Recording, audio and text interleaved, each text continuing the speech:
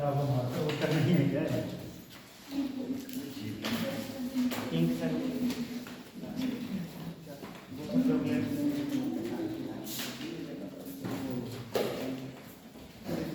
Blue वाली नहीं चल रही, ब्लैक चल रही है। सब लाइट चल रही है।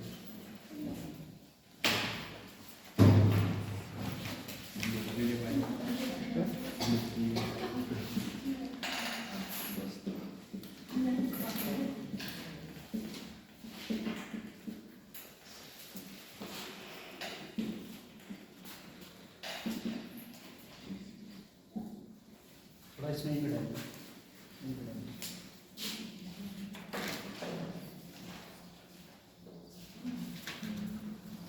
नोट्स बना लीजिए, ठीक है? जितना बोलेंगे उतना लिख लीजिए क्योंकि और वहाँ से क्वेश्चन आपके एग्जाम में डायरेक्टली मिलेगा। आज जाके अपना टेस्ट सॉल्व करते हो और कौन सा टेस्ट करते हो? कैसे ऑनलाइन करते हो कि ऑफलाइन? ये ब्लैक कलर डाल इसमें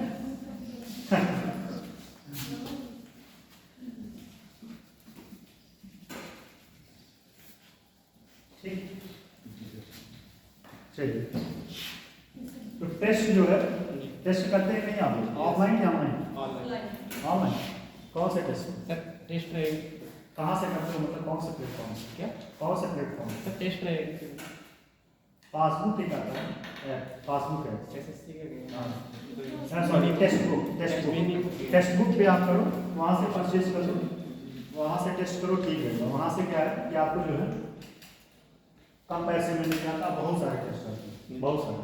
चलिए, तो आज हम लोग पढ़ेंगे अर्थव्यवस्था। पहली बात तो समझिए अर्थव्यवस्था क्या है, इकोनॉमिक्स क्या है। अच्छा, आप लोगों से पहले मैं पूछता हूँ, इकोनॉमिक्स क्यों पढ़ना जरूरी है?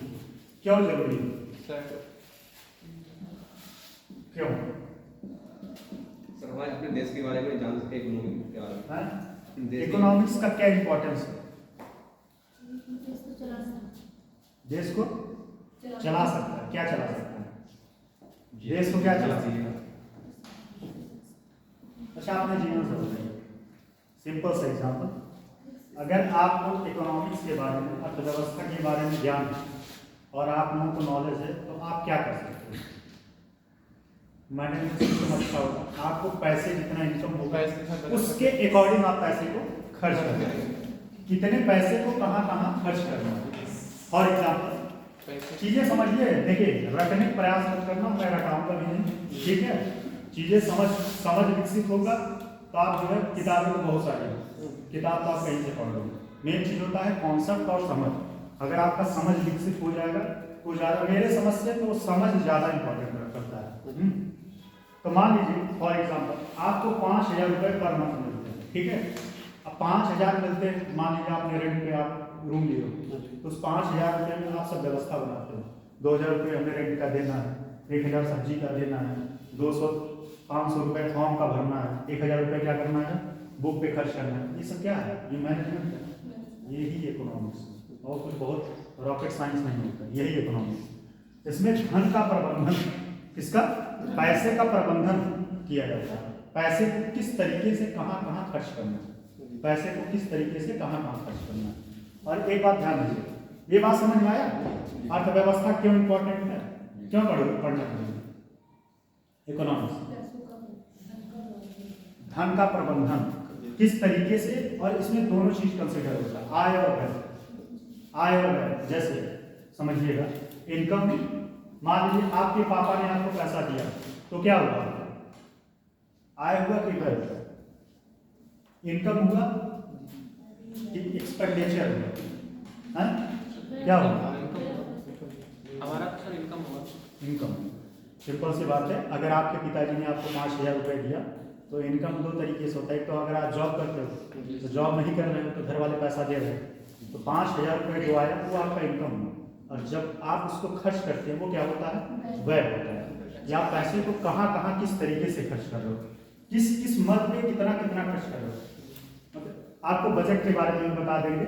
वैसे बजट तो हर साल आता है। बजट क्या आता है? बजट के एक दिन पहले क्या आता है? आर्थिक समीक्षा। आर्थिक समीक्षा में क्या होता है? आपके देश की इकोनॉमी के बारे में जो है एनालिसिस होता है कि आपकी देश की इकोनॉमी कैसे चल रही है।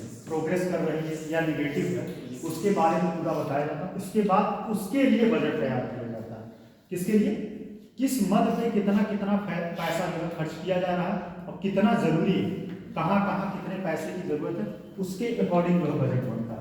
और फिर उस बजट को क्या कर किया जाता है? अलग अलग डिपार्टमेंटों, अलग अलग मंत्रालय में पैसे को दिया जाता है। समझ में आया? तो सबसे पहली बात तो अर्थव्यवस्था दो शब्दों से मिलकर बना। क्या होता है? अर्थ ठीक और प्लस व्यवस्था। अर्थ प्लस व्यवस्था। अर्थ का मतलब क्या होता है? अर्थ का मतलब क्या होता है? अर्थ मतलब धन, मनी। क्या होता है? धन, धन या मनी। अभी लिखिएगा, जब मैं बताऊंगा तब लिखिएगा। व्यवस्था का मतलब प्रबंधन। प्रबंधन। व्यवस्था का मतलब चीजों को प्रबंधित करना, कि पैसा हम कैसे कैसे कहाँ करते हैं।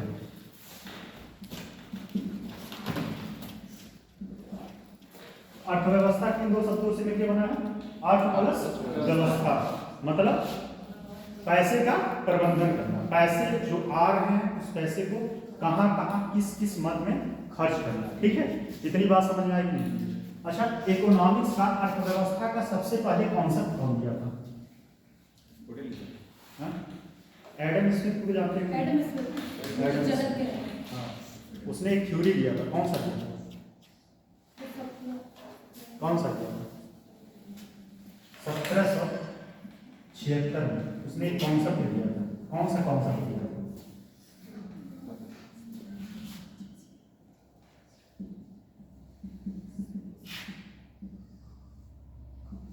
Adam Smith. कौन सा कॉन्सेप्ट दिया था? बहुत बार एग्जाम में पूछा है, एसएससी में पूछा है। Wealth of nation, the wealth of nation.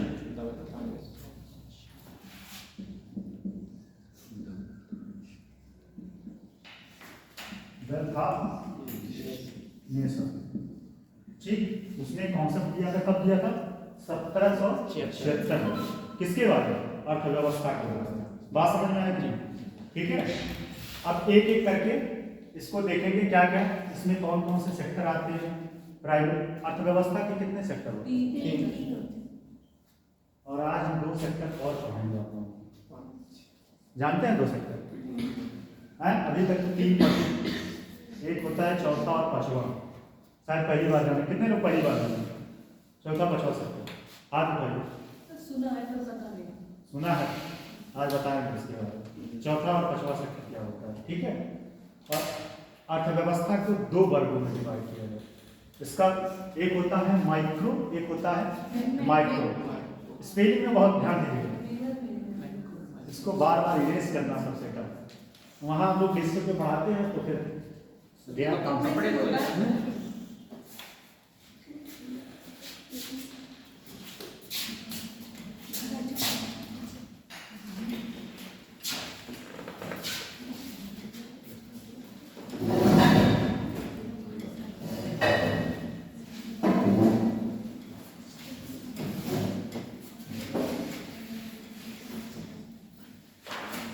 देखिए, अर्थव्यवस्था का वर्गीकरण।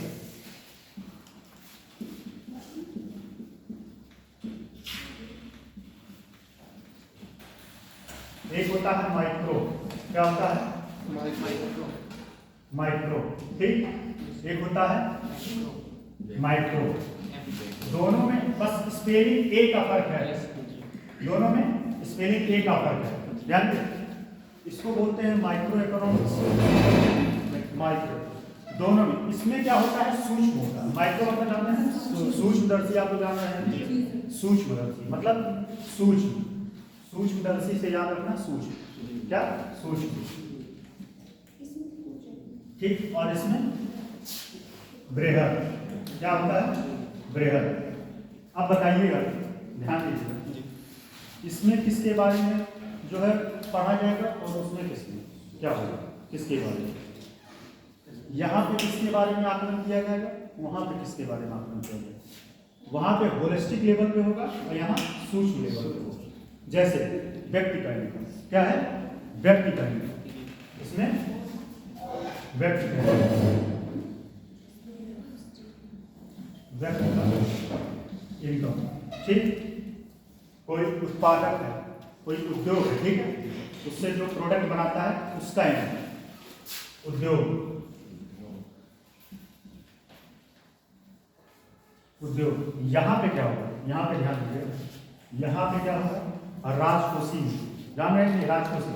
अच्छा ध्यान दीजिएगा, राजकोषी और उसके बाद ये सब सारे जो हैं ये सब बताएंगे, अभी एक एक करके आएगा चैप्टर में, ठीक है। राजकोषी नीति,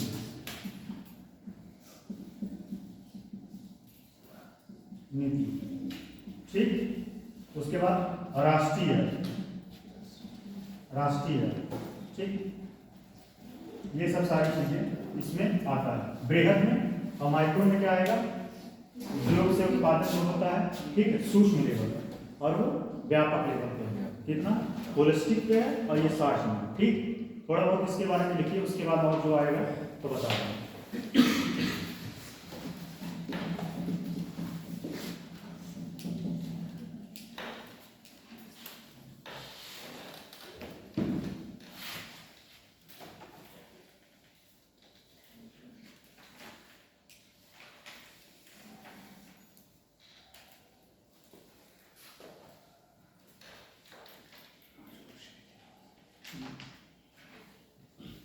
चलिए लिखिए, पहले तो अर्थव्यवस्था का डेफिनेशन लिखिए, अर्थव्यवस्था का डेफिनेशन लिखिएगा, हेडिंग अर्थव्यवस्था। अर्थव्यवस्था लिखिए, अर्थव्यवस्था वह विषय, अर्थव्यवस्था वह विषय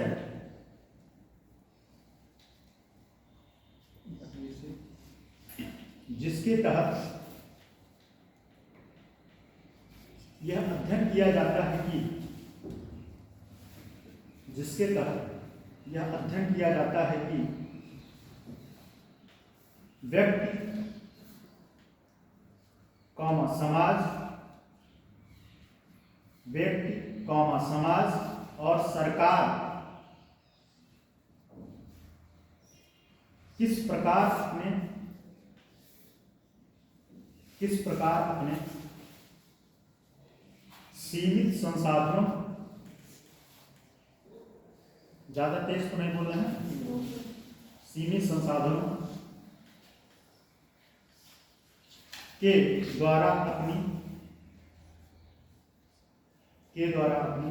असीमित आवश्यकताओं की पूर्ति करते हैं, असीमित आवश्यकताओं की पूर्ति करते हैं, असीमित आवश्यकताओं की पूर्ति करते हैं।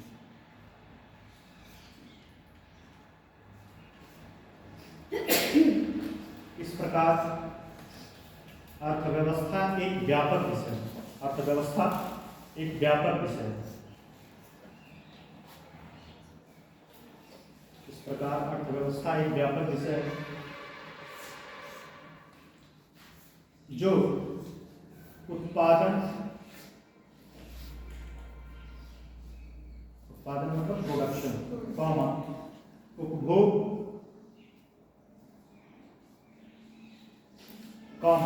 बचत, उत्पादन, उपभोग, बचत, विनियोग,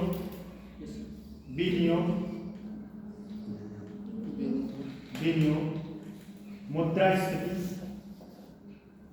ये सब सारा चीज आपको बताया जाएगा। विनियोग में बताएंगे मुद्रास्फीति क्या होता है, राष्ट्रीय आय, प्रति व्यक्ति आय, मौद्रिक नीति, मॉनेटरी पॉलिसी, उसमें हम लोग पढ़ेंगे repo rate, reverse repo rate, bank rate, SLR, CRR, ये सब सारा पढ़ेंगे। मौद्रिक नीति लिखे आप, राजकोषीय नीति,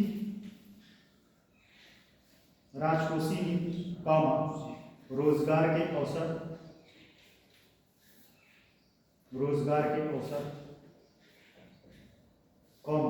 जीवन गुणवत्ता आदि से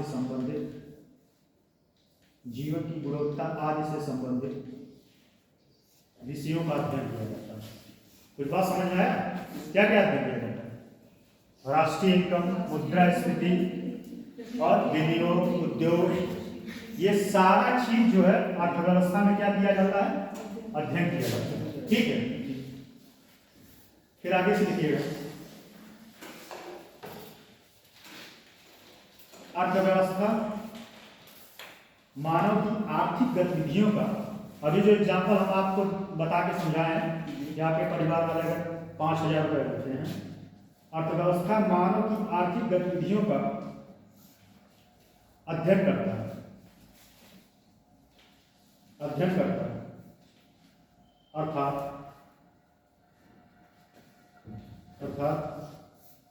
अर्थव्यवस्था एक विज्ञान है, अर्थात अर्थव्यवस्था एक विज्ञान है जो उद्देश्यों और वैकल्पिक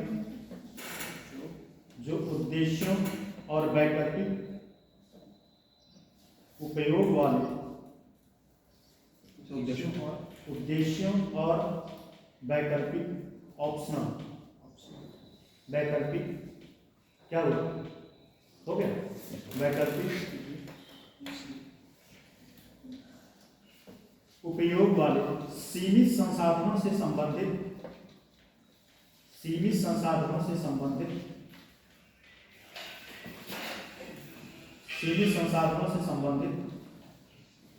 मानव व्यवहार का अध्ययन करता है, मानव व्यवहार का अध्ययन करता है। इसके बारे में थोड़ा सा समझिए। जैसे आज के समय में देख रहे हैं कि अर्थव्यवस्था का दायरा बढ़ता जा रहा है, दायरा क्या बढ़ता जा रहा है, बहुत सारी चीज जो है अर्थव्यवस्था में आने लगी। ठीक है, जैसे आपके जीवन का जीने का लाइफ स्टाइल धीरे धीरे क्या हो रहा है, बढ़ रहा है, लेकिन ये कहीं ना कहीं जो है समस्या का कारण बन रहा है, किसके लिए, एनवायरमेंट के लिए, है। क्योंकि आप लोगों को पता होगा कि जब आप चीज़ों का ज़्यादा उपभोग करते हैं तो क्या होता है, ग्लोबल वार्मिंग बढ़ता है, ग्लोबल वार्मिंग बढ़ता है। जैसे फॉर एग्जाम्पल अगर आप AC यूज करते हैं, ठीक है, तो उससे कौन सी गैस निकलती है, उससे CFC गैस, ठीक है, CFC कार्बन फ्लोरो, तो उससे ये गैस निकलती है। उससे क्या होता है, एनवायरनमेंट में जो ओजोन लेयर है, ओजोन लेयर में क्या हो रहा है, डिप्लेशन हो रहा है, ओजोन लेयर का क्षरण हो रहा है, और उससे क्या हो रहा है, जो UV रेज होते हैं वो डायरेक्ट अगर पृथ्वी पे आएंगे तो उससे क्या हो सकता है समस्या, स्किन कैंसर। क्या होगा, स्किन कैंसर। जो UV अल्ट्रावायलेट रेज होते हैं, अगर ओजोन का क्षरण हो जाएगा तो वो डायरेक्टली जब पृथ्वी पे आएंगे तो हम लोगों को क्या हो सकता है, स्किन कैंसर। तो ये कहाँ से लिंक कर रहे हैं, इकोनॉमिक्स से, कि जैसे जब आप संसाधनों का ज़्यादा दोहन करते हैं तो कहीं न कहीं पर्यावरण के लिए समस्या का कारण है। जैसे आप एक एग्जाम्पल और समझिए, पहले के समय में क्या था कि लोग एक कपड़े में काम चला लेते थे, आज के समय में क्या है 10-10, 15-15 कपड़े रखते हैं। अब उससे क्या नुकसान है पर्यावरण को, बताइए क्या नुकसान है। सर कपड़े फेंक देते हैं सर जमीन, नहीं, कपड़े जो है कहीं ना कहीं प्राकृतिक रूप से बनते हैं, कपास से बनते हैं, और ये सारी चीज़ों से। आप प्रकृति का दोहन कर रहे हैं, आप अपनी आवश्यकताओं से ज़्यादा चीज़ों को एडॉप्ट कर रहे हैं, और ये कहीं ना कहीं प्रकृति के लिए नुकसान है। ठीक है, बात समझ में। तो जैसे जैसे एक बात जानिए, कोई देश प्रोग्रेस कर रहा है, ठीक है, GDP के स्तर पे प्रोग्रेस कर रहा है, बहुत अच्छी बात है, लेकिन आने वाले समय में उस देश की इकोनॉमी नेगेटिव जाएगी। क्यों जाएगी, क्योंकि वहाँ पे बहुत सारे आपदा आएंगे, आपदा आएंगे, और आपदा आएगा तो क्या होगा, फिर क्या होगा, नुकसान होगा। ठीक है, तो ये सब सारी समस्याएं हैं। इसका एक और डेफिनेशन लिखिएगा, समझ में आ रहा है कि नहीं चीज जी, बोरिंग तो नहीं लग रहा है ना, मजा आएगा सब बता दें। आप क्लास करिए और जो और मित्र हैं उनको भी बुलाइए, इतना गारंटी है क्लास में मजा आएगा और चीजें जो है रटवाएंगे। सामान्य शब्दों में लिखिएगा, अर्थव्यवस्था वह विषय है, अर्थव्यवस्था वह विषय है, अर्थव्यवस्था वह विषय है जिसके अंतर्गत वस्तुओं और सेवाओं, थिंग्स और क्या होता है, सर्विस, वस्तुओं और सेवाओं के उत्पादन, वितरण, डिस्ट्रीब्यूट, वितरण, उत्पादन और वितरण उत्पादन और वितरण, डिस्ट्रीब्यूट। वस्तु फिर से सुनिए, ये इन्वर्टेड कामा में लिखिएगा, अर्थव्यवस्था का ये मूल डेफिनेशन है, ठीक है। फिर से सुन लीजिए, अर्थव्यवस्था वह विषय है जिसके अंतर्गत वस्तुओं और सेवाओं के उत्पादन,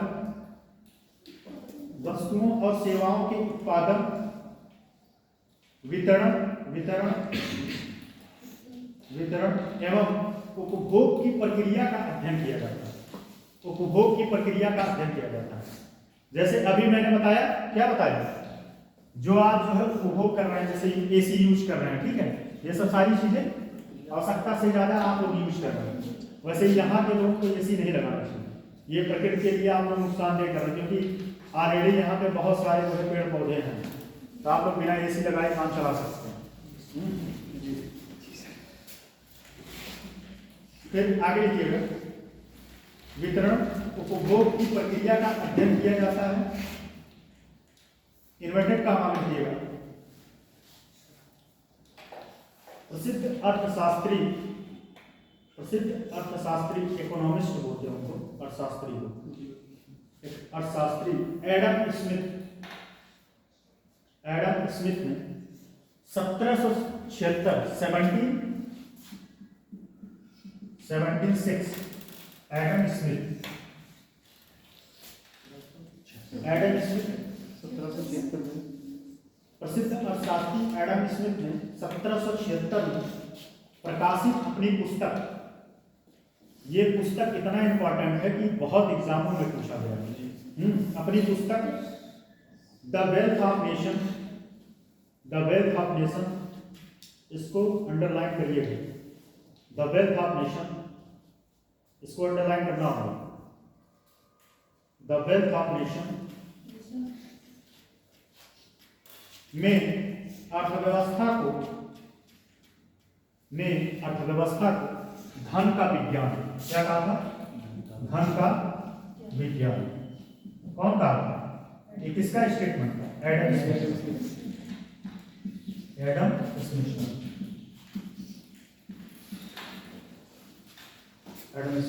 ठीक है। अब मैंने पहले बताया अर्थव्यवस्था के 2 वर्गों में डिवाइड किया गया, किसमें, एक माइक्रो, एक लिखिएगा, इसको लिखिए, पहला लिखिएगा, लिख देता हूं,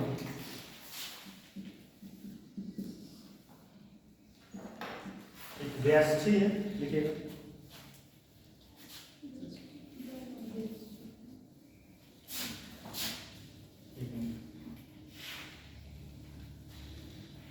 व्यष्टि, इसी को बोलते हैं माइक्रो, MICRO,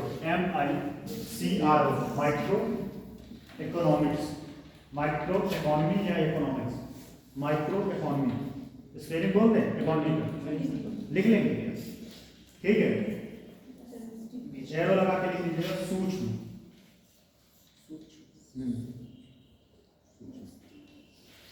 ठीक है।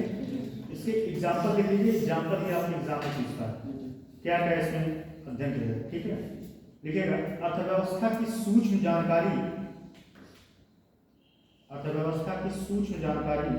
किसी व्यक्ति कॉमा फर्म,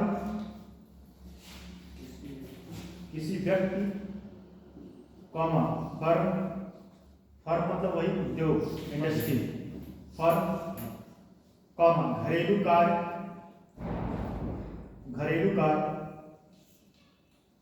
की नीति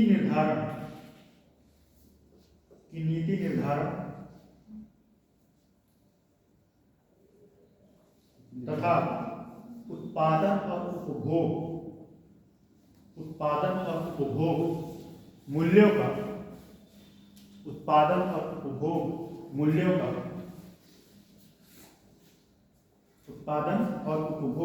का निर्धारण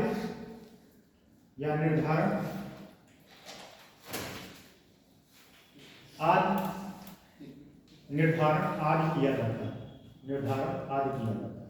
ठीक है। पैराग्राफ चेंज करके लिखिएगा, पैराग्राफ चेंज करके देखिए जैसे मांग और आपूर्ति का अध्ययन, मांग और आपूर्ति, मांग मतलब डिमांड, डिमांड और सप्लाई, मांग और आपूर्ति, डिमांड और सप्लाई, मांग और आपूर्ति। इसके बारे में बताते हैं मांग और आपूर्ति का क्या मतलब है। मांग और आपूर्ति का अध्ययन कॉमा मूल्य निर्धारण से संबंधित, मूल्य निर्धारण से संबंधित समस्याओं और नीतियों का अध्ययन होता है। बात समझ में आया? माइक्रो में क्या होता है? हाँ, आप समझिए मांग और आपूर्ति क्या होता है। देखिए कोई भी कंपनी या इंडस्ट्री किसी प्रोडक्ट को तब बनाता है जब उसका डिमांड होता है। क्या होता है? मैटर तब करता है कोई प्रोडक्ट तब बनेगा जब उसका डिमांड होगा। डिमांड होगा मतलब मांग होगा, तब वो क्या करेगा? आपूर्ति करेगा। जैसे आज जीता जागता एग्जांपल बता रहा हूं, जैसे इस समय मोबाइल की उपभोग ज्यादा हो रहा है। मोबाइल आने वाले समय में ये मोबाइल को बेसिक नीड में शामिल कर देगा। अभी बेसिक नीड में कौन सा है? अभी बेसिक नीड कौन सा है? बेसिक नीड मतलब समझ ना? हाँ, क्या क्या है? रोटी कपड़ा मकान, ये तीन आने वाले समय में मोबाइल को भी शामिल किया गया। क्यों शामिल किया गया? क्योंकि आज के समय में सारा चीज जो है डिजिटलाइज हो गया है, ठीक है, बैंक अकाउंट से लेके एजुकेशन तक है। और एक बात और बता दूं, आने वाले समय में जो इंटरनेट जो है ये भी मौलिक अधिकार में शामिल है। फंडामेंटल राइट कितने होते हैं? कौन बताए? पढ़े हैं पढ़ते हैं फंडामेंटल राइट सच है अच्छा। समानता का अधिकार किसमें किसमें है? सर 18 से 14 से 28। हाँ? अरे नहीं 14 से 28 पूरा बताइए, आप बताइए। सर स्वतंत्रता का अधिकार, समानता, समानता का 14 से 18 है। सर 14 से 16 तक है। नहीं 14। और ये बताइए अस्पृश्यता, एकदम सही। और वो क्या नाम है? राइट टू एजुकेशन, शिक्षा का 19 हैं? प्राण और दैहिक स्वतंत्रता, अच्छा नहीं 21 नहीं 21। वाक और अभिव्यक्ति की स्वतंत्रता 21, सॉरी 19, ठीक। बात ये हो रहा था मांग और आपूर्ति। सिंपल सी बात है, जब आप किसी चीज की मांग करेंगे तो कंपनी क्या करेगा? उसकी आपूर्ति करेगा। तो क्या करेगा? उस प्रोडक्ट को बनाएगा। मान लीजिए एक एग्जांपल और दे दें। बहुत पहले जो है एक बाइक आता था राजदूत, राजदूत जानते हैं? कितने लोग जानते हैं? और एक 4 व्हीलर आता था एम्बेसडर, एम्बेसडर नहीं जानते? उसी को देख के इसी तरह यूपीएससी वाले सब जो है तैयारी करना शुरू कर दी। एम्बेसडर नहीं पता? देखिए सर पीछे से भी पतली होती है, हाँ, ऊपर से लाइट लगा देते हैं। बहुत सारे जो यूपीएससी कॉम्पिटिटर होते हैं अपने मेज के सामने रखते रहते हैं, उसका समझिए।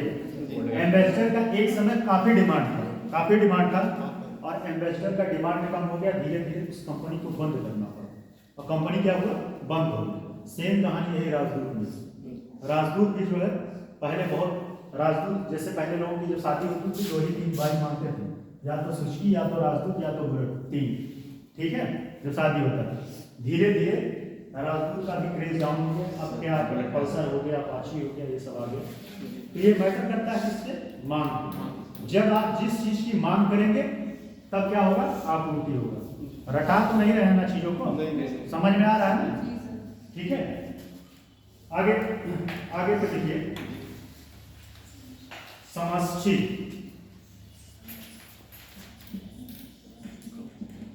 समष्टि यही माइक्रो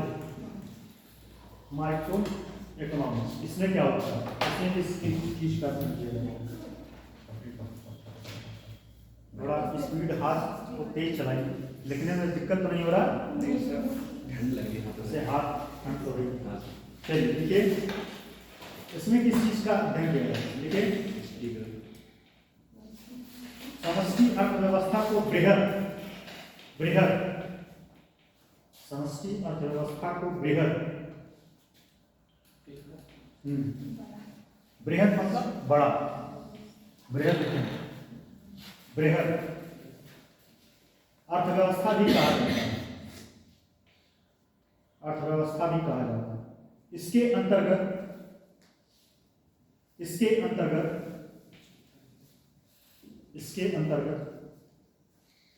राष्ट्रीय आय, राजकोषीय नीति, इसके अंतर्गत राष्ट्रीय आय, राजकोषीय नीति, छूट गया, राष्ट्रीय राजकोषीय नीति, मौद्रिक नीति, राष्ट्रीय राजकोषीय नीति, मौद्रिक नीति, सरकारी बजट, कौमा, आर्थिक समृद्धि, कौमा, आर्थिक विकास, कौमा, मुद्रास्फीति, आर्थिक विकास, कौमा, मुद्रास्फीति। आप बोर हो रहे हैं? अच्छा, मुद्रास्फीति,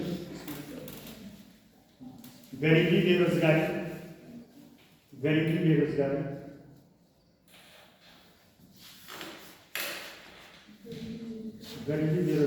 आज को शामिल किया जाता है, ठीक है। ये अर्थव्यवस्था के दो भागों में डिवाइड किया गया है, ठीक है। ठीक, अब आते हैं अर्थव्यवस्था को या इकोनॉमिक्स को कितने सेक्टर में डिवाइड किया गया है। तो अभी तक आप लोग 3 पढ़े, ठीक है। आज को नया जान लीजिएगा। जी सर।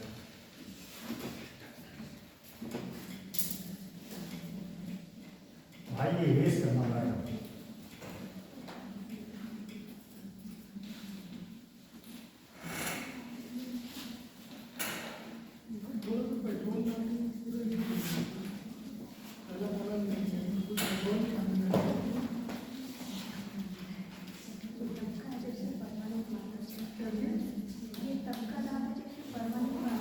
देखिए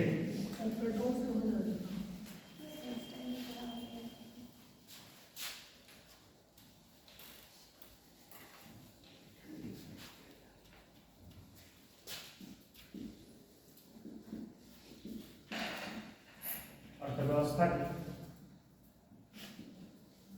कितने सेक्टर होते हैं? 3। और आज 2 नया जानेंगे, ठीक है। पहला हो गया प्राथमिक,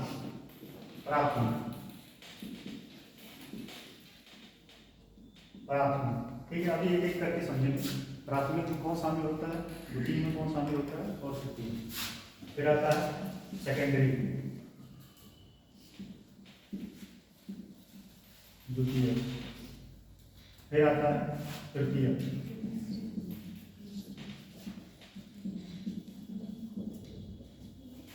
चतुर्थ,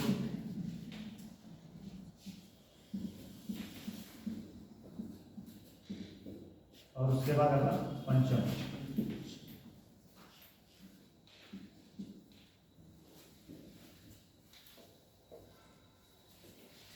देखिए प्राथमिक में कौन सा शामिल होता है?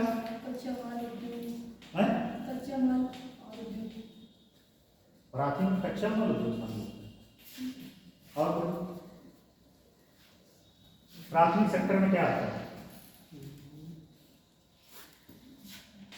आप लोग इसके पहले कभी अर्थव्यवस्था से आमना सामना हुआ? इकोनॉमिक्स जीवन में कभी हुआ है? हो रहा है जीवन में, इसका आमना सामना किया काम आएगा जीवन में। देखिए पहले में आता है एग्रीकल्चर, कृषि। क्या आता है? कृषि, ठीक, कृषि। और द्वितीय में क्या आता है? प्रोडक्ट, कृषि का उद्योग आएगा। हाँ, क्या आएगा? उद्योग। उद्योग। और तृतीयक में क्या है? सरकारी हैं? सरकारी। संपत्ति और कोई? तृतीयक में सेवा क्षेत्र, सेवा क्षेत्र। ठीक, ये मैं जो पढ़ा रहा हूँ क्या है? प्राथमिक है, द्वितीयक है, तृतीयक है। बताइए। हैं? तृतीयक क्यों है? क्योंकि हम सेवा करते हैं। ठीक है। और चौथे में क्या होता है?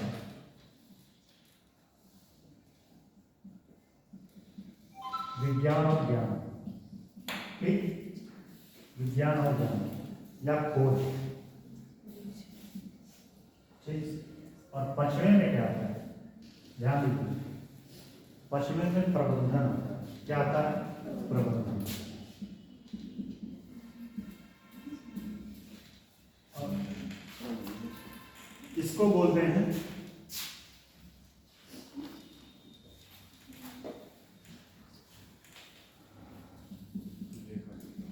Gold card. इसको बोलते हैं गोल्ड कार्ड। कभी सुने आपने? गोल्ड कार्ड पहली बार सुने हैं? Gold card. हाँ, इसमें आपको गोल्ड कार्ड के लोग समझ होते हैं। और एक होता है लाल फीका साइड ना, उसको बोलते हैं रेड सर्टिफिकेट। व्हाइट कलर में कौन आता है? नहीं, व्हाइट कलर कौन होते हैं? व्हाइट कलर जो कंपनी वगैरह में जॉब करते हैं, जॉब करते हैं। नौकर साहब देखिए, मतलब वैसे वाले नहीं जो ये एग्रीकल्चर उद्योग में नहीं होते हैं वो सिर्फ। अब हाँ ठीक, समझिए। एग्रीकल्चर जो है प्राथमिक सेक्टर में तो शामिल है। मतलब 65% तक नहीं जाता है। नहीं, ये एग्रीकल्चर को प्राथमिक सेक्टर का उद्योग क्यों कहा जाता है? प्राथमिक सेक्टर का है? उसी से सभी जुड़े हुए हैं। सही बताइए, जो मैं चाह रहा हूँ मैं बताता हूँ। देखिए, प्राथमिक सेक्टर इसलिए प्राथमिक उद्योग कहा जाता है क्योंकि हम पूर्णतः प्राकृतिक पर निर्भर होता है। किस पे? प्राकृतिक। और एक इंटरेस्टिंग बात बताएं आपको, बीड़ी उद्योग पता है क्या? बीड़ी देखेंगे नहीं? बीड़ी हैं? क्या होता है? बीड़ी लोग पीते हैं, पत्ते होते हैं हैं? बीड़ी उद्योग किसमें शामिल होता है? ये प्राथमिक सेक्टर में शामिल होता है। ये बड़े इंटरेस्टिंग बात है तो उद्योग होना तो चाहिए किसमें? सेकेंडरी में, लेकिन प्राइमरी में तो शामिल होता है। ये आपके एग्जाम में क्वेश्चन बन जाए, बहुत सारे लोग नहीं कर पाएंगे। सर अफीम भी सर उद्योग है तो हैं? बीड़ी उद्योग की बात करें, अफीम कोई उद्योग थोड़ी है। बीड़ी उद्योग है, अफीम उद्योग नहीं। ठीक है, अब सिगरेट उद्योग थोड़ी है, तो उसी में आ गया बीड़ी उद्योग। बीड़ी उद्योग इसलिए प्राथमिक शामिल है क्योंकि यह पूर्णतः जो है प्रकृति पर निर्भर होता है। और एक तेंदू नाम का पेड़ होता है। क्या होता है? तेंदू नाम का पेड़ होता है, उसी के पत्ते से बीड़ी बनता है। उसी के पत्ते से बनता है। उसमें क्या किया जाता है? तंबाकू को लपेटा जाता है। आपके बाबा पीते हैं। किसके बाबा पीते हैं? किसी पीते हैं? आपने उनका भी ट्राई किया? ट्राई मत करना, ठीक है? कहने का मतलब यह समझ लो, प्राथमिक सेक्टर इसलिए कहा जाता है क्योंकि यह पूर्णतः प्रकृति का निर्भर है। बात समझ में आई? और जो अभी आप किसी ने बोला कच्चा माल, ठीक है, आपने बोला ये यहाँ पे कच्चा माल, ये जो रॉ मटेरियल होते हैं, क्या होते हैं? रॉ मटेरियल, उससे जो प्रोडक्ट बनता है वह सेकेंडरी सेक्टर में शामिल होता है। जैसे आप शेयर पे बैठे हैं, ठीक, तो क्या है? ये सेकेंडरी सेक्टर का है नहीं, कहीं से जो है फाइबर आया होगा, ठीक है, तो ये आया होगा, ये क्या है? कच्चा माल है। कच्चा माल है, उससे प्रोडक्ट तैयार है। ठीक, बात समझ में आए? रटिएगा मत, मैं फिर से बता रहा हूँ, समझने पे फोकस करिए। थ्योरी लिखवा देंगे, समझ रहेगा, एग्जाम में क्वेश्चन मार्क हो गया। रट के कभी नहीं हो पाएगा, मेरा तो मानना है, रट के कभी आप कुछ नहीं कर पाओगे। फिर आते हैं तृतीय क्षेत्र में। एक तो एग्जाम्पल मैं बता ही चुका कि मेरा, और तृतीय क्षेत्र में कौन शामिल हो सकता है? हाँ भी, तो बस एग्जाम्पल मैं सेट करता हूँ। डॉक्टर को दिखाने जाते हैं, जी सर। डॉक्टर भी तृतीयक में होता है, ठीक। बाल कटवाते हो, नाव भी तृतीयक में होता है, ठीक है। और कौन सा हो सकता है? मैं पढ़ा रहा हूँ, टीचिंग, ये भी तृतीयक में, ठीक है। होटल, होटल क्या है? तृतीयक में, ठीक है। अच्छा एक चीज ध्यान दीजिएगा, होटल को जो है अब इंडस्ट्री का दर्जा दिया जाएगा। तो अब ये डिबेट वाली बात है। डिबेट वाली बात क्या है कि होटल को सेकेंडरी में शामिल किया जाए कि जो है तृतीयक में शामिल किया जाए। होटल को इसलिए तृतीयक में, ये बात समझ लीजिए, पहले तो ये तृतीयक में था, ठीक है, थर्ड में, जब तक ये सेवा क्षेत्र में था। क्या था? होटल पहले क्या करता था? लोगों को सेवा प्रदान करता था। आप होटल में गए, वेटर आया, पानी लेके आया, खाना लेके आया, ठीक, ये सब सारी चीजें लाए, तो आपका कहीं ना कहीं सेवा कर रहा है। लेकिन इसको जो है उद्योग में शामिल कर दिया जाए। उद्योग में शामिल करने के पीछे ये कारण रहा क्योंकि बाहरी निवेशक, कौन है? होटल इंडस्ट्री में बाहरी निवेशक है। अब ये डिबेट वाली बात है कि इसको प्राथमिक में शामिल किया जाए कि सेकेंडरी में शामिल किया, लेकिन अभी तक ये सेकेंडरी सॉरी थर्ड में शामिल है। अभी तक थर्ड मतलब सर्विस वाले में है, लेकिन ये सेकेंडरी में आप देखिएगा, अगर एग्जाम्पल आपके एग्जाम में क्वेश्चन बनता है, अगर थर्ड नहीं है और सेकंड किया तो सेकंड ही ऑप्शन टिक करना, क्योंकि होटल को इंडस्ट्री का दर्जा दे दिया, जिससे बाहरी निवेशक है। बात समझ में आ रही है? अब आता है चौथा, जो आप लोगों के लिए सबसे नया होगा। चौथे में क्या आता है? इसमें इंजीनियर आता है, ठीक है, सॉफ्टवेयर आता है। सॉफ्टवेयर डेवलपर जानते हैं? सॉफ्टवेयर डेवलपर जो अपने ज्ञान के माध्यम से, क्या होता है? ज्ञान के माध्यम से कुछ नया इन्वेंशन करे। जैसे फॉर एग्जाम्पल, मान लीजिए मैंने कोई किताब लिखा, ठीक है, मैंने कोई किताब लिखा और उस पर मैंने अपना वो करवा लिया, क्या करवा लिया? कॉपीराइट, मतलब अपने नाम से पेटेंट करवा लिया, ठीक, रजिस्टर करवा लिया, पेटेंट नहीं करवा लिया, अपने नाम से रजिस्टर करवा लिया, वो भी किसमें आएगा? चौथे में आएगा, ठीक है। किसी साइंटिस्ट, कोई साइंटिस्ट अगर किसी चीज की खोज कर रहा है तो क्या करेगा? वो भी ज्ञान पे डिपेंड है, ज्ञान के माध्यम से वो उसको पेटेंट करा लेगा, वो किसमें आएगा? चतुर्थ में आएगा। बात समझ में आया? मतलब जो टैलेंट से संबंधित चीजें हैं, जो ज्ञान से संबंधित, जो बौद्धिक लेवल से आप जिस चीज को खोज करते हैं या बनाते हैं, वो है चतुर्थ में आएगा, ठीक है। जैसे सॉफ्टवेयर डेवलपर भी इसी में आएगा। अगर सॉफ्टवेयर डेवलपर के बारे में पूछ लिया जाए तो ये मत कंफ्यूज हो जाना कि जो सर्विस सेक्टर में आएगा, नहीं, इसमें आएगा चौथे में आएगा। अब पश्चिमी में कौन आता है? पश्चिमी में कौन आ सकता है बताइए? प्रबंधन में दिया पॉलिसी मेकर। पॉलिसी मेकर कौन होता है? पॉलिसी मेकर IAS PCS अधिकारी, ठीक है, जो बड़े बड़े मंत्री होते हैं, अधिकारी, ठीक है, अधिकारी,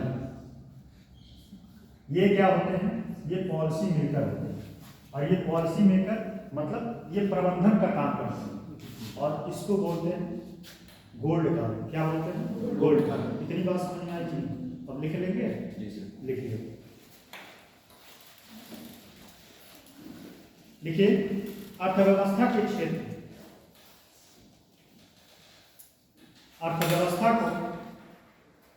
अर्थव्यवस्था को मूलतः 3 भागों में बांटा गया है। अर्थव्यवस्था को मूलतः 3 भागों में या 3 क्षेत्रों में बांटा गया है, लेकिन वर्तमान समय में मूलतः मतलब पहले से जो चला आ रहा है, ठीक है, तो पहले से जो चला आ रहा है किसमें? प्राथमिक, द्वितीयक और तृतीयक।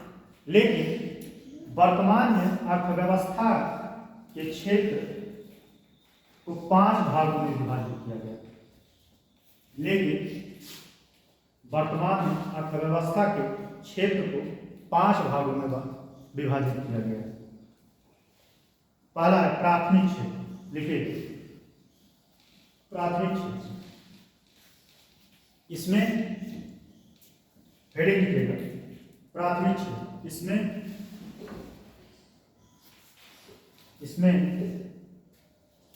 एग्रीकल्चर, कृषि विभाग, एग्रीकल्चर, कृषि, इसमें कृषि व्यवस्था को शामिल किया गया है, कृषि व्यवस्था को शामिल किया गया है, जिनमें कृषि प्रबंधन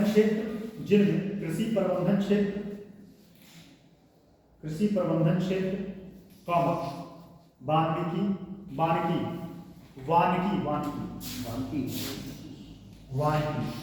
ये भी प्राइमरी सेक्टर में है। ठीक है, एक बात और ध्यान रखिएगा, शहद उद्योग, ठीक है, शहद मतलब हनी सिंह में है ना, वही है। हनी जो है ये किसमें आएगा? प्राइमरी में।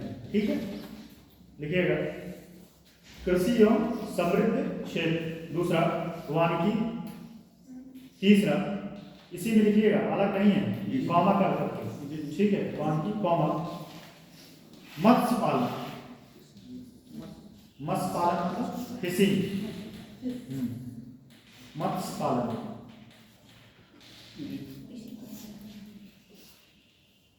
खनन एवं उत्खनन, और एक और लिख लीजिए कुक्कुट पालन। कैसे? कुक्कुट, ये हो गलत लिखा है।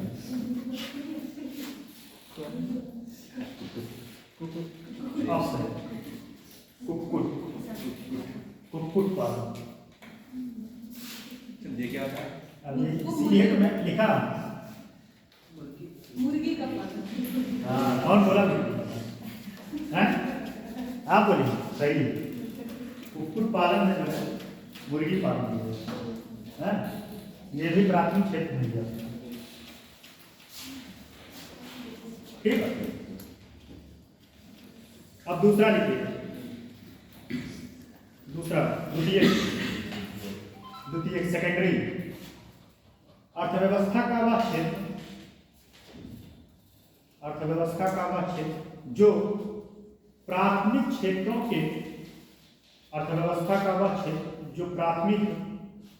क्षेत्रों के कल जो है इतना याद होना चाहिए, याद होने के प्रेशर से ऐसा नहीं कि क्लास से बुला है, हाँ, मैं पता चले क्लास ही में ना रहेगा, मास ना बजेगी, क्लास ही में जाएंगे तो याद करने को क्लास में आना। ठीक है, अर्थव्यवस्था का वह क्षेत्र जो प्राथमिक क्षेत्र के उत्पादों को अपनी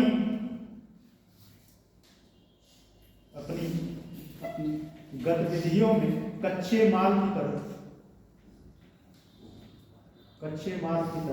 उपयोग करता है, द्वितीय क्षेत्र कहलाता है।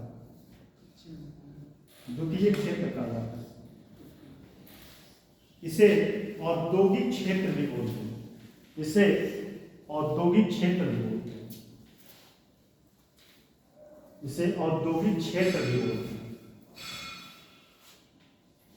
ठीक है, जैसे विनिर्माण, गैस,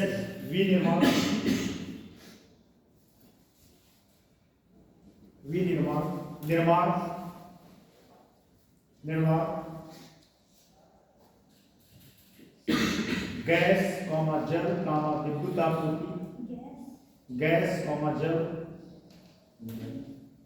विद्युत आपूर्ति, विद्युत आपूर्ति आदि शामिल है। ठीक, तृतीय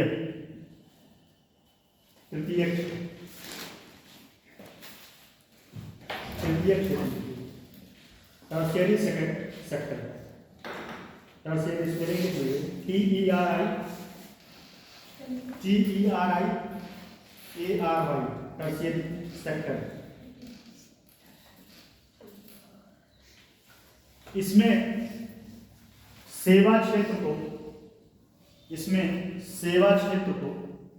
शामिल किया जाता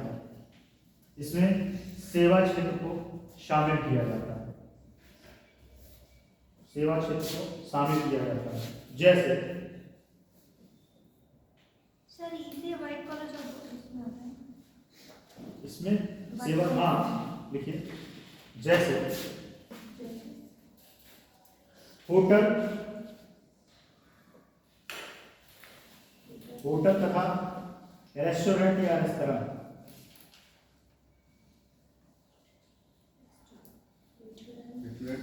चिकित्सा, परिवहन,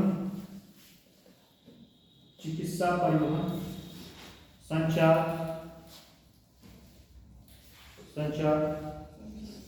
बैंकिंग कॉमा बीमा, बैंकिंग कॉमा बीमा, रियल एस्टेट। रियल एस्टेट क्या होता है बताइए? रियल एस्टेट,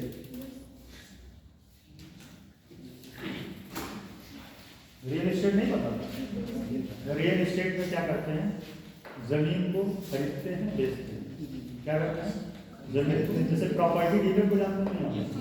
प्रॉपर्टी डीलर क्या करता है? जमीन के एक बहुत बड़े भाग को क्या करता है? कॉन्ट्रैक्ट करवा देता है किसी आदमी से। कॉन्ट्रैक्ट करवाने के बाद जैसे जैसे वो जमीन को बेचता है, उस जमीन का पैसा उस व्यक्ति को देता है, लेकिन कॉन्ट्रैक्ट साइन करवाता है कि हम आपको एक हिस्से या एक बीघे पे कितना रुपए देंगे। मान लीजिए एक उसने कॉन्ट्रैक्ट साइन कराया कि मैं आपको एक हिस्से में 5 लाख रुपए दूंगा।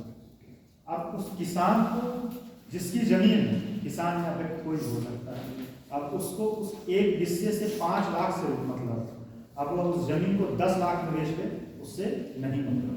ठीक है, तो रियल एस्टेट का काम किया है। समझ में आया बात? नेक्स्ट अगला है चतुर्थ क्षेत्र, quaternary sector, QUATERNRY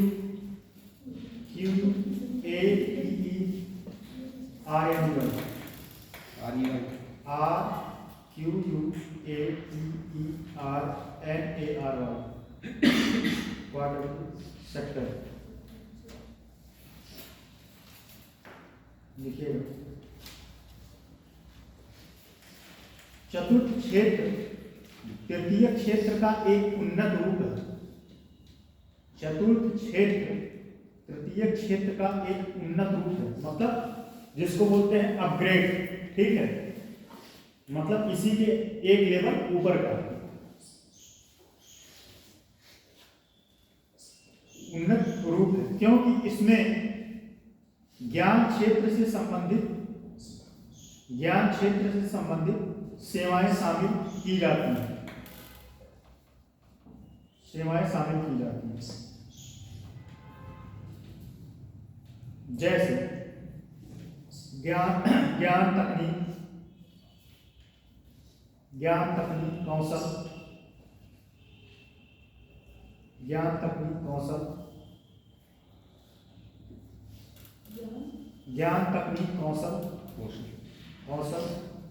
mutual fund जानते हैं नहीं आप? क्या होता है म्यूचुअल फंड? म्यूचुअल फंड ऐसा खूब ऐड आता है। म्यूचुअल फंड में पैसा जो है लगाया जाता है। ठीक है, जैसे कोई ब्रोकर, कोई शेयर मार्केट में जो है पैसा लगाया जाता है म्यूचुअल फंड के माध्यम से। आप मान लीजिए 5 लाख रुपए लगाए, ठीक, और सामने वाला कहेगा कि आपको 1 साल में 6 लाख रुपए पैसा डूबने का भी चांस होता है म्यूचुअल फंड में। ध्यान दीजिएगा, बहुत भयंकर फ्रॉड होता है। ठीक है, तो म्यूचुअल फंड में क्या है? रिस्क होता है। आप हमको बताएंगे बॉन्ड क्या होता है, किस बॉन्ड का रिस्क नहीं होता है। जो गवर्नमेंट सेक्टर बॉन्ड निकालता है, ठीक है, ट्रेजरी बिल जो होता है उसमें जो है रिस्क नहीं होता है, लेकिन जो प्राइवेट सेक्टर निकालता है उसमें लाभ ज्यादा होता है। प्राइवेट सेक्टर के बॉन्ड में लाभ ज्यादा होता है, लेकिन रिस्क ज्यादा होता है। लाभ ज्यादा इसलिए, मान लीजिए उस कंपनी ने कहा, कोई कंपनी प्रोडक्ट लगा रहा है और उसको पैसे की जरूरत है, उसने शेयर मार्केट में अपना डाल दिया कि आप जो है 5 लाख रुपए लाइए और आपको अगले 2 साल में 7 लाख रुपए मिलेंगे। ठीक है, लेकिन इन केस अगर कंपनी डूब गया तो फिर गया काम से, लॉस हो गया। लेकिन जो गवर्नमेंट सेक्टर का बॉन्ड होता है, जैसे ट्रेजरी बिल, वो पैसा डूबता नहीं, लेकिन यहाँ लाभ कम होता है। 1 लाख का बहुत पाएंगे, 1,20,000, 30,00,000, 30,000 मैक्सिमम। साल में साल में मिलता है, क्या करें? साल में देता है ना। हाँ 1 लाख का, होती है। तो 1 लाख का कितने पाएंगे? लेकिन हाँ यहाँ पैसे डूबने का पॉसिबिलिटी कह सकते हैं 0% है, लेकिन वहाँ पैसे डूबने का पॉसिबिलिटी ज़्यादा होता है। लेकिन वहाँ एक बात और है, लाभ वहाँ ज़्यादा होता है। तो वही है ना, जीवन में रिस्क उठाओगे तो फिर कुछ कर पाओगे, रिस्क नहीं लिया तो कुछ नहीं किया है। हाँ, तो जीवन में रिस्क लो, ठीक है।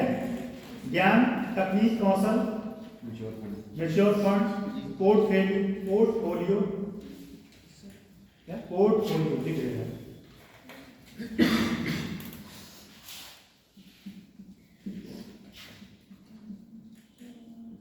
पोर्टफोलियो,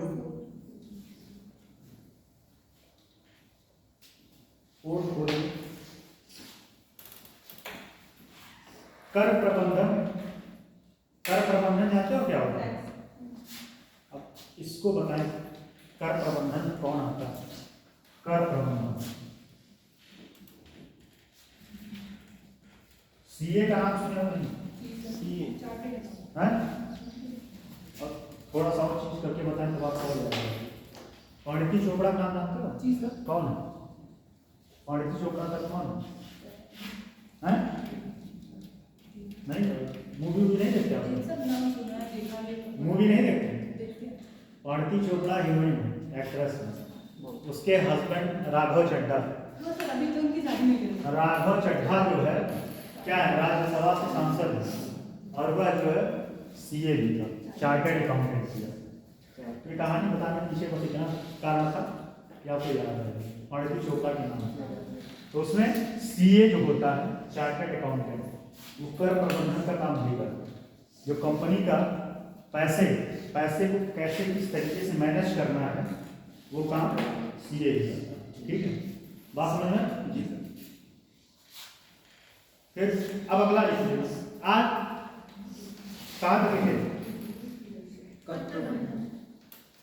इत्यादि को शामिल किया जाता है।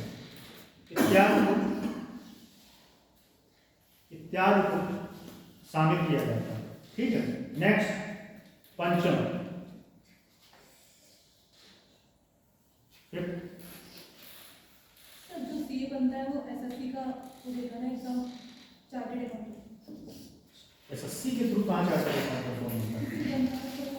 एसएससी कहाँ कौन कराता है? कोई नहीं, चार्टर्ड अकाउंटेंट का कोई पोस्ट ही नहीं होता। चार्टर्ड अकाउंटेंट पोस्ट जो है प्राइवेट होता है। चार्टर्ड अकाउंटेंट जो होता है सीए, ये एग्जाम होता है, एग्जाम को जो क्वालिफाई करता है वो सीए होता है, ठीक है, चार्टर्ड अकाउंटेंट। और वो कंपनी में जॉब करते हैं, इसमें बड़ी बड़ी कंपनी में जितने भी चार्टर्ड अकाउंटेंट की सैलरी बहुत ज़्यादा होती है, क्योंकि पूरे कंपनी का पूरा मैनेजमेंट उनके हाथ में होता है। और ज़्यादातर आज कर चोरी जो हो रहा है, टैक्स चोरी, ये किसका दिमाग होता है? ये चार्टर्ड अकाउंटेंट का दिमाग होता है। सीए का ही दिमाग होता है कि आप पैसे को किस तरीके से बचा सकते हैं, ठीक है। वैसे कहानी बहुत है, लेकिन क्लास भी कंप्लीट करना है, ठीक है। पचवा लिखिएगा, इस क्षेत्र में एक मिनट, पंचम क्षेत्र उच्च किस्म की सेवाओं से संबंधित है। पंचम क्षेत्र उच्च किस्म की सेवाओं से संबंधित है। इस क्षेत्र में गोल्ड कॉलर, इस क्षेत्र में गोल्ड कॉलर प्रोफेशन को शामिल किया जाता है। इस क्षेत्र में गोल्ड कॉलर लिखे तो थे, गोल्ड कॉलर प्रोफेशन को शामिल किया जाता है। गोल्ड कॉलर प्रोफेशन को शामिल किया जाता है, जो अपने अपने क्षेत्र के उच्च विशेषज्ञ होते हैं, जो अपने अपने क्षेत्र के उच्च विशेषज्ञ होते हैं। ये अपने से संबंधित क्षेत्रों में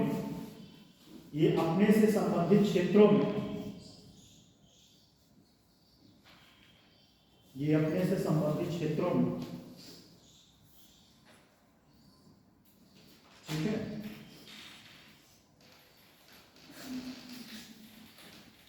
नीति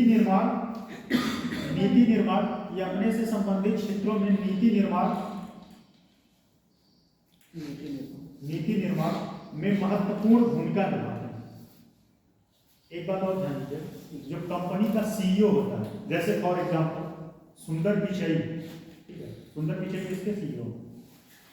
कौन है? सुंदर पिचई, सत्यानंद, सुंदर पिचई, नाम सुने? अरे महाराज कहाँ रहते हो आप लोग दुनिया में? हैं? किस दुनिया में? सुंदर पिचई नाम नहीं सुने आप? मोबाइल चलाते हो नहीं? हैं? मोबाइल गूगल है? गूगल का वो सीईओ है, गूगल का सीईओ है सुंदर पिचई। हम क्यों बताएं हैं इसके पीछे कारण ये है कि वो भारतीय है।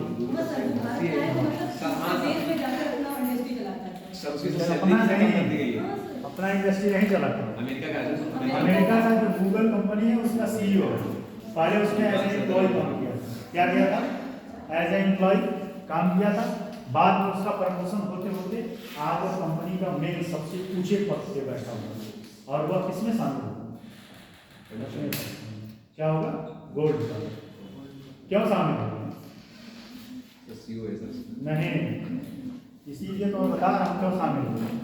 नीति निर्माण पॉलिसी वो बनाएगा। क्या बनाएगा? नीति निर्माण। जो सीईओ होता है वह किसी कंपनी को बताता है कि इस कंपनी में कैसे कैसे क्या नियम बनेंगे। जो भी अपने पॉलिसी मेकर के उच्च पद पे होगा, फॉर एग्जांपल आप ही अगर कोई इंडस्ट्री लगाते हैं और आप अपने इंडस्ट्री में सबसे ऊंचे पद पे होते हैं, ये नहीं 5 लोग बैठने के बैठे, उसमें नहीं, बड़े लेवल पे उसका रजिस्ट्रेशन होना चाहिए। अगर आप अपने कंपनी के सबसे ऊंचे लेवल पे हैं तो आप भी उसी गोल्ड करेंगे। बात समझ में? लिखिए। और नए नीति निर्माण में महत्वपूर्ण भूमिका निभाते हैं। ये नए विचारों, तकनीक, शोध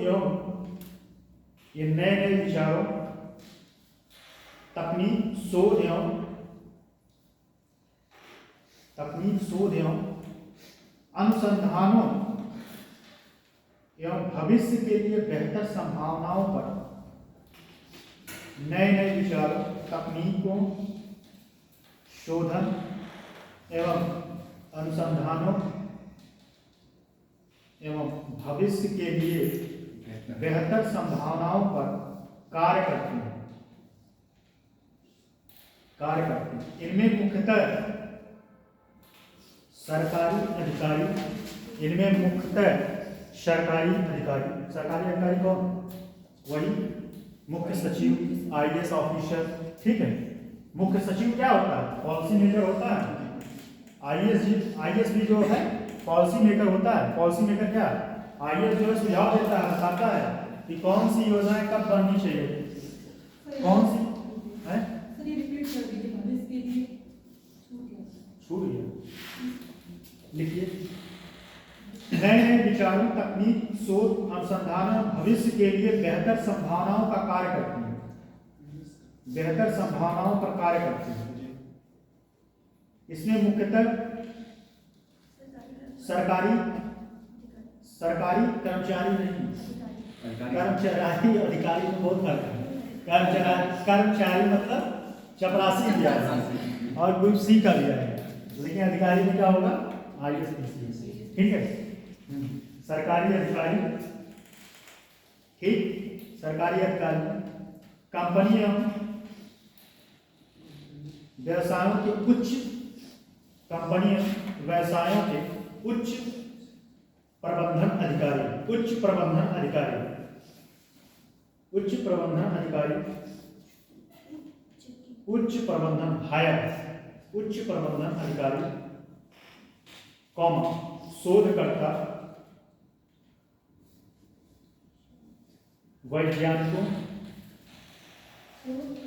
शोधकर्ता, वैज्ञानिकों और कानूनी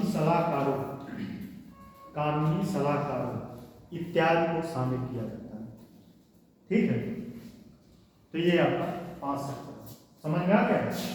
रटने की बात है कोई? नहीं। चलिए, बहुत अच्छी बात है। अब जानते हैं हमारा भारत कौन सी अर्थव्यवस्था है? समाजवादी, पूंजीवादी, मिश्रित अर्थव्यवस्था। बहुत सही। पूंजीवादी अर्थव्यवस्था क्या होता है?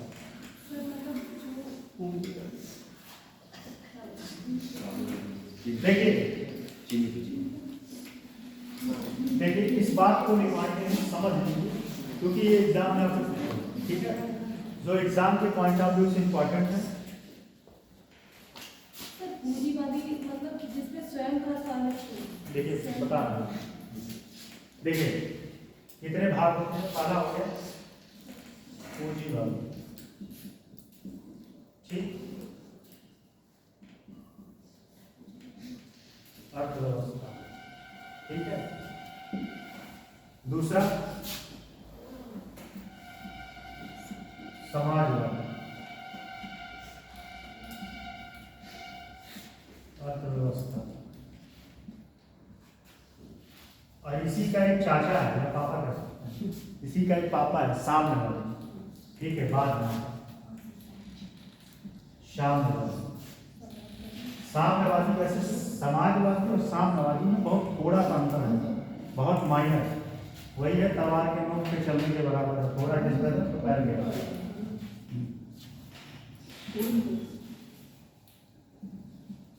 व्यवस्था साम्यवादी समझ लीजिए बस, और इसका की पॉइंट जरूर लिख लीजिए, ठीक है। की पॉइंट आप लोग लिख लीजिए। की पॉइंट मतलब समझते हो क्या होता है? क्या होता है? हाँ, हर की पॉइंट होता है। एक होता है जिसमें ताला खोलने के लिए चाबी होता है, वैसे हर टॉपिक का कोई की पॉइंट होता है, उससे पूरे टॉपिक के बारे में समझना रहता है। अगला होता है मिश्रित अर्थव्यवस्था, ठीक, इसके बारे में आप समझ लीजिए सर। पूंजीवादी अर्थव्यवस्था जो होता है यह पूर्णतः स्वतंत्र होता है। किससे होता है? यह स्वतंत्र होता है। किससे स्वतंत्र होता है? सरकार। किससे? सरकार से। और यह पूर्णतः निजी सेक्टर होता है। क्या होता है? निजी सेक्टर। यह पूर्णतः निजी सेक्टर होता है और स्वतंत्र होता है, और यह किस पे काम करता है? ये सब की पॉइंट है, लिखो भाई, की पॉइंट है। लाभ, यह लाभ पर काम करता है। एक बात ध्यान दीजिएगा, कोई भी पूंजीवादी अर्थव्यवस्था होगा तो लाभ पर काम करेगा। जैसे आप यहाँ फ्री में मिला है, अभी कोई प्राइवेट कंपनी कुछ होता बंद होगा, क्यों बंद होगा भाई? इतने बच्चों में उसका पैसा खर्चा नहीं करता, बंद कर देता। अभी क्या है, सरकार की योजना चल रही है फ्री में, ठीक है। तो सरकार की योजना क्या होता है? सरकार की योजना जो है कल्याणकारी पर फोकस करता है। किस पे? कल्याणकारी योजनाओं पर फोकस करता है। लेकिन पूंजीवादी अर्थव्यवस्था पूर्णतः लाभ पर काम करता है। बात समझ में आ रहा है? अर्थव्यवस्था कोई पूछेगा पूंजीवादी अर्थव्यवस्था क्या है? एक लाइन में यह पूर्णतः लाभ पे काम करता है, यह नुकसान पे काम नहीं करता। जिस दिन उसको नुकसान हो उस दिन बंद करना, ठीक। और एक बात और, इसमें कौन कौन से देश शामिल? आप लोग बताएं कोई एक दो देश जो पूंजीवादी अर्थव्यवस्था हो। बहुत से, अमेरिका और रूस भी होगा। रूस बताइए, और चाइना भी साम्यवादी बहुत सही होता है। चाइना साम्यवादी अर्थव्यवस्था है। कौन बता सकता है? एक तो आपने सही बताया, एक हाँ यूके, यूएसए, अमेरिका। बात क्या होगा भाई? कहाँ ऐसे पकड़ो चाहे ऐसे पकड़ो, बात एक हुआ, ठीक है। अमेरिका हो गया, ठीक। उसके बाद ब्रिटेन, लिख लीजिए, अमेरिका, ब्रिटेन, ठीक। और उसके बाद स्विट्जरलैंड, अमेरिका, ब्रिटेन, स्विट्जरलैंड, ऐसे और भी देश हैं। लेकिन ये एग्जाम्पल के तौर पे ये पूर्णतः क्या है? पूंजीवादी अर्थव्यवस्था। क्या है? पूंजीवादी अर्थव्यवस्था वाले देश। यह सिर्फ और सिर्फ अपने लाभ पर काम करते हैं। अगर इनका लाभ नहीं हुआ डोनाल्ड ट्रंप का भारत से लाभ नहीं हुआ तो भारत से अपना रिश्ता खत्म, कहानी खत्म। डोनाल्ड ट्रंप अपने क्या नाम है, मोदी जी अपने स्थान पे और ट्रंप अपने अपने स्थान पे, ठीक है। ट्रंप बहुत होशियार व्यक्ति है भाई, ये बात जान लीजिएगा, बहुत होशियार है। तो ये बात समझ में आया, पूंजीवादी रखने की बात नहीं है ना, समझ में आ गया ना। दूसरी आती है समाजवादी। समाजवादी अर्थव्यवस्था क्या है? जो समाज का कल्याण करे। समाज का कल्याण करे, सही। और जो मतलब देखिए इस पर पूर्णतः सरकार केंद्र का शासन होता है, पूर्णतः केंद्र का शासन होता है। और एक बात और, यह जो है समान वितरण प्रणाली पर फोकस करता है, ठीक। समान वितरण प्रणाली पर फोकस करता है। यह पूर्णतः गवर्नमेंट सेक्टर का होता है, ठीक है। पूरा कंट्रोल किसके हाथ में होता है? गवर्नमेंट का कंट्रोल होता है, ठीक है। गवर्नमेंट ही डिसाइड करेगा कि इस कंपनी की योजनाएं क्या बनेगी, गवर्नमेंट ही डिसाइड करेगा कि इस कंपनी में कौन सा प्रोडक्ट बनेगा, गवर्नमेंट ही डिसाइड करेगा इस कंपनी का विस्तार करना चाहिए या बंद करना चाहिए। बात समझना। फॉर एग्जाम्पल रूस, ठीक, रूस ये क्या है? समाजवादी व्यवस्था। और इसी का एक चाचा है, कौन सा? चाइना। चाइना यह जो अपने जिसका इसमें उसमें थोड़ा सा अंतर है। यह किस पे करता है? समान वितरण प्रणाली, सबको समान रूप से वितरित करता है, जिसका लेकिन इसी में थोड़ा सा अंतर है। यह जो है साम्यवादी। अच्छा, ये समाजवादी अर्थव्यवस्था ध्यान दीजिएगा, ये मार्क्स का कॉन्सेप्ट था। किसका? लिख लीजिए, कार्ल मार्क्स का। हाँ, कार्ल मार्क्स के बारे में सुने हैं? कौन था? कौन था? आदमी था, और कौन थे? आदमी ही था। एक बहुत बड़ा क्या था? सर इन्होंने आज राष्ट्र के बारे में हाँ, बहुत नहीं, ये बहुत बड़ा फिलोसफर था। फिलोसफर होने के बाद यह बहुत बड़ा सोशलिस्ट भी था, ठीक है। इसके नए नए विचार इसने बहुत दिए। इसी का एक पप्पा ये है कि जो इसमें बहुत माइनर सा अंतर है, यह डिपेंड करता है किस पे? क्षमता पर। किस पे? क्षमता पर। जिस व्यक्ति की जितनी क्षमता है और जितनी जरूरत है, जैसे आप ही लोगों को समझा, इसका सिंपल सा एग्जाम्पल मान लीजिए, आप कितने रोटी खाते हैं? 2 रोटी। आइए मान लो 5 खाते हैं, मान दो एग्जाम्पल, 5 नहीं खाते हैं, कोई 5 खाता है ना? हाँ? चलो ठीक है, समझ लो, मान लो भाई 5 खा लेते हो, नहीं खा पाते कोई बात नहीं। ये 2 खाती हैं, 5 खाती हैं।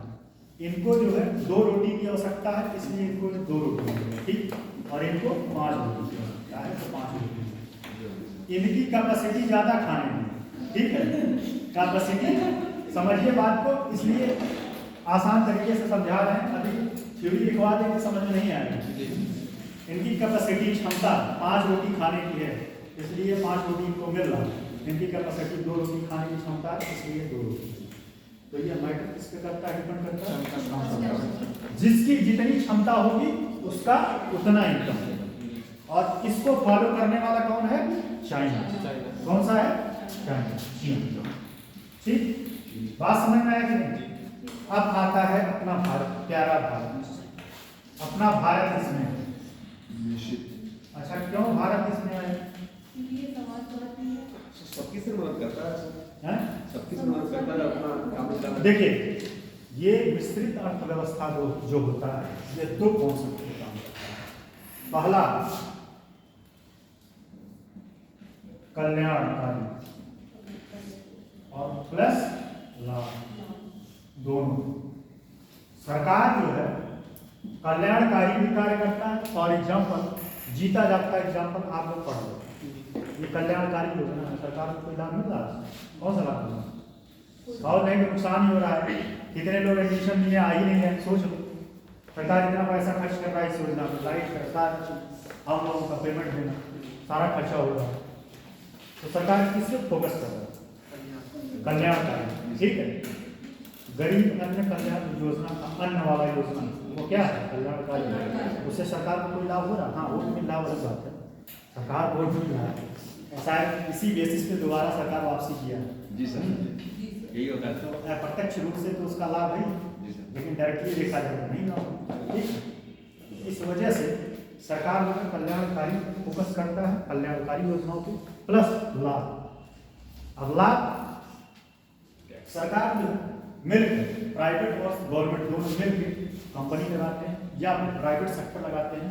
प्राइवेट सेक्टर कोई कंपनी लगाए तो उससे क्या वसूलता है? टैक्स वसूलता है। समझ में आ रहा है नहीं? हैं? बोल तो नहीं हो रहा है ना? मजा आ रहा है पढ़ने में? इकोनॉमिक्स पहली बार पढ़े ऐसा तो नहीं लगा कि बहुत बेकार सब्जेक्ट है। अभी तो नहीं लगा है। अभी जितनी क्लास रहेगा मजा आएगा, ये बात भरोसा रखिए, हैं? तो पहला क्या है? लाभ, ठीक है। सरकार और प्राइवेट सेक्टर दोनों मिलकर लाभ पे काम करते हैं। और दोनों भारत के पास समस्या क्या था कि यह मिश्रित अर्थव्यवस्था को अपनाया था। इसके पीछे कारण था, कारण ये था कि सरकार जो था, समझ लीजिए, सरकार के पास पैसे का अभाव था, ठीक है। सरकार के पास पैसा नहीं था और निजी सेक्टर के पास पैसा था। किसके पास? निजी सेक्टर के पास पैसा था। सरकार ने बोला भाई एक काम करो, अब हम दोनों मिलकर पार्टी करते हैं, तुम पैसा लगाओ और हम जो है तुम्हारे साथ खड़े रहेंगे। क्या करेंगे? डांस करेंगे। तुम पैसा लगाओ, हम डांस करेंगे। डांस करने का मतलब कि हम तुम्हें वो बैकग्राउंड देंगे, वह क्षेत्र, वो दायरा बनाएंगे कि जिससे तुम आराम से बिजनेस कर पाओ। क्या कर पाओ? अच्छे से बिजनेस कर पाओ। हम तुम्हें वो माहौल उपलब्ध कराएंगे, ठीक है। माहौल अगर सरकार उपलब्ध ना कराए तो क्या कोई प्राइवेट सेक्टर जो है बिजनेस कर पाएगा? अभी एग्जांपल दे रहे हैं, अभी यहीं पे मान लीजिए पढ़े हैं, चाटी बदमाश लेकर बंदूक खा जाए, पढ़ाई हो पाएगी? तो इसीलिए जो सरकार क्या करता है, सरकार कहता है कि मैं आपको माहौल दूंगा, आप आके बिजनेस करिए और बिजनेस करने के बाद हमको क्या दीजिए? टैक्स दीजिए। परसेंट नहीं, टैक्स दीजिए। और उस टैक्स के पैसे को मैं कहाँ खर्च करूंगा? समाज कल्याणकारी योजनाओं पे। जैसे फॉर एग्जाम्पल हॉस्पिटल में 1 रुपया पर्ची लेके गोरा भर में जो है दवाई ले जाते नहीं, तो ये सब सारी समझ में आ रही है बात? ठीक है, ये मिला जुला के आपका एक चैप्टर कंप्लीट हो। ठीक, प्रदीप जी क्या करें? एक चैप्टर बचा है, जैसा आप कम से कम आधा घंटा लगे। आप लोग